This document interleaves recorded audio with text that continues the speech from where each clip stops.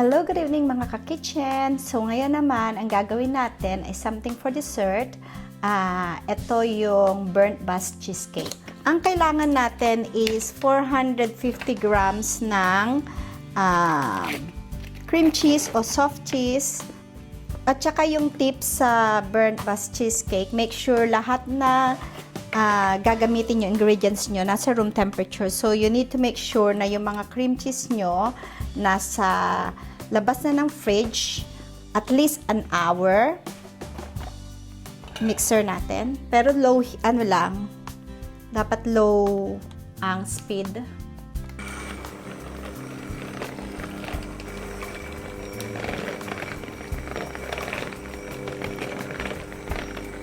Tapos we need 3/4 cup ng white sugar.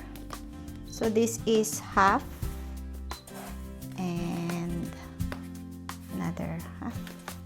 Tapos i-ano ulit natin siya ng low ano lang yung speed para hindi kayo mag-create ng mga bubbles sa cheesecake.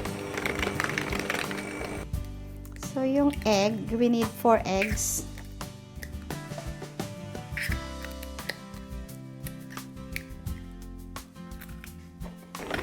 Tapos yung egg, gradually lang natin i-add.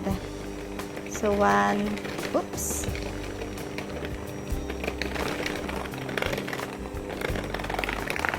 And we add another egg.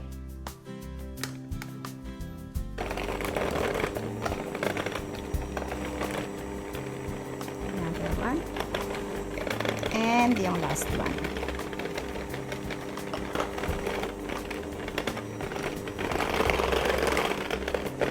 Scrape ko lang ulit yung gilid kasi may isa gilid na hindi na sasama. Now naman, i-add natin ang 200 ml ng double cream. Double cream.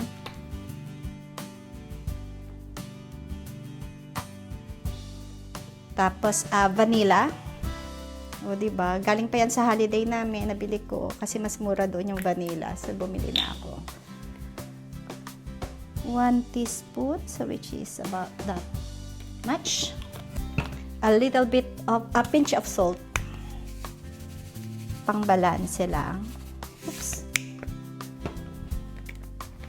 Tapos i-mix ulit natin. So kailangan talaga matyaga lang kasi hindi dapat mabilis yung mixer. Dapat low speed lang siya.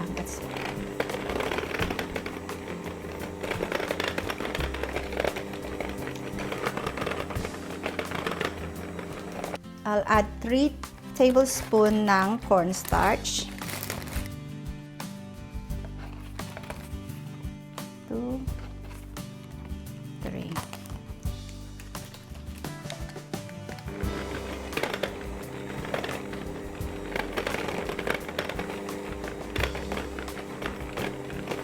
Mapapansin nyo na medyo malapot na siya.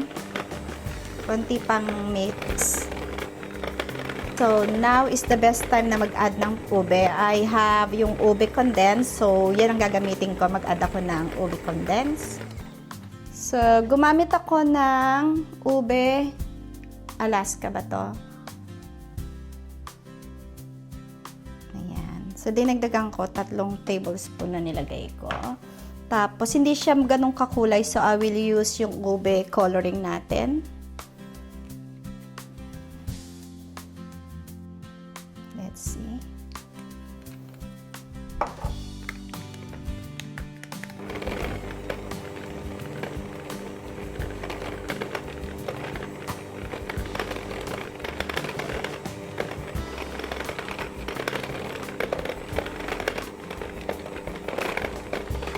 You can also use mango. Kung may mango kayo, kung anong gustong flavor na gusto nyo, or banana, mango, you can just substitute mo yung ube to mango. Okay. So now, ito naman i-prepare ko ngayon. I think this is 9-inch pan. So lalagyan ko siya ng parchment paper. So, yung parchment paper, kailangan i-crumple natin.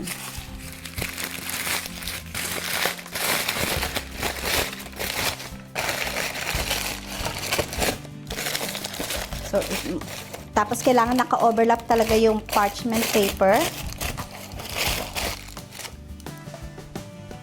And ngayon, ita-transfer natin yung ating mixture, let me just make sure lahat na mix. May mga puti-puti pa. Mag-a-add pa kaya ata ako ng ube flake coloring kasi pinkish lang siya. Mas gusto ko ng may kulay.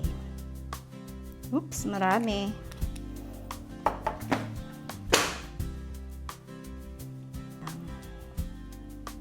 Mixer.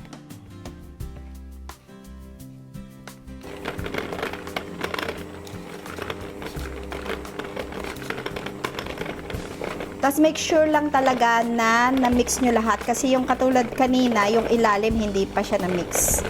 So just make sure na na-mix completely.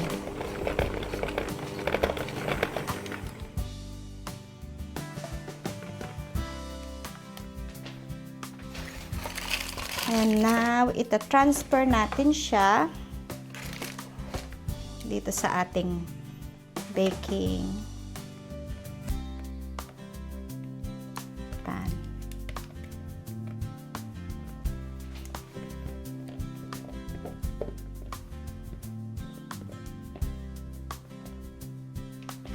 So, once na mailagay na dito, kailangan itutok para walang air.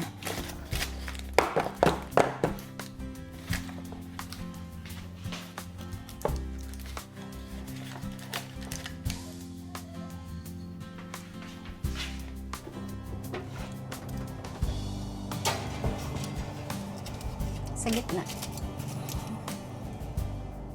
So, we'll put the 30 to 40 minutes sa oven at 220 degrees. Okay, so ready na siya. Patayin ko na. Ooh.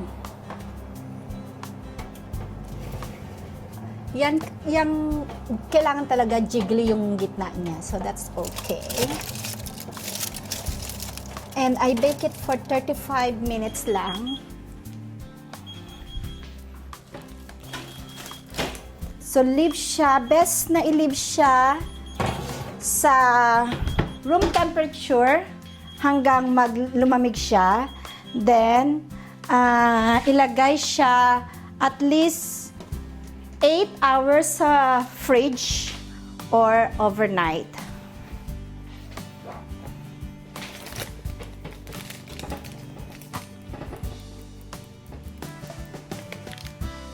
Ilalagay ko na siya sa ref kasi malamig na siya. So, ready for tomorrow.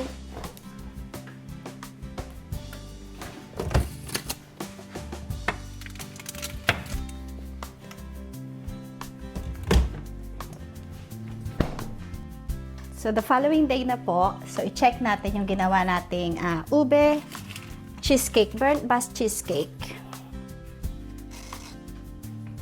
So, makita nyo, hindi na siya wobbly.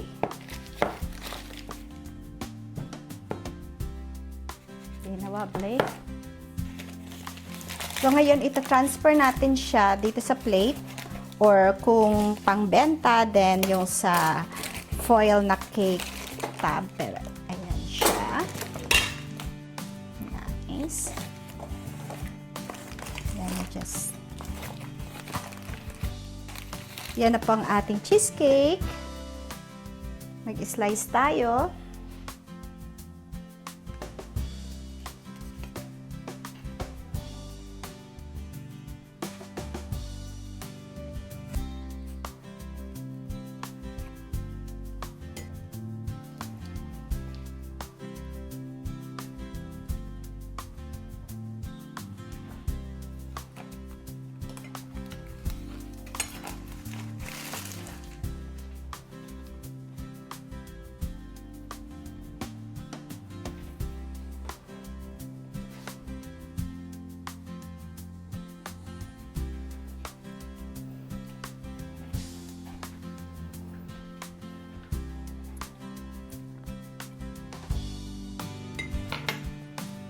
First bite.